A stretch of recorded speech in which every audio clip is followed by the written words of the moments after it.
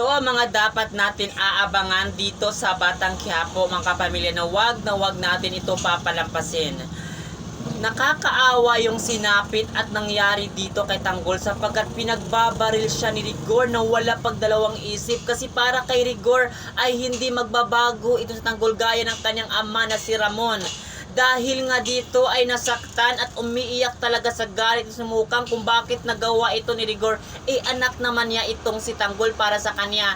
Pero ang totoo, hindi naman talaga anak ni Rigor si Tanggol. Anak ito ni Ramon na talagang kaaway ni Rigor. Kaya siguro wala talaga siyang pagdalawang isip, kasi nga yung galit dito ni Rigor kay Ramon binuhos niya dito kay Tanggol, kaya binaril niya ito at walang awa talaga. Walang puso talaga itong si Rigor kay Tanggol kahit wala naman ginagawang masama ito. At isa pa, si Tanggol naman talaga yung nakapagbabalik ng serbisyo ni Rigor, pero wala talaga siyang utang na loob din dito. Kung dahil kay Tanggol ay hindi pa rin talaga siya nakakabalik sa pagiging pulis. Kaya ngayon, mga kapamilya, abangan natin ito kung ano ba talaga mangyari. Mabubuhay pa nga ba talaga ang ating bida na si Tanggol?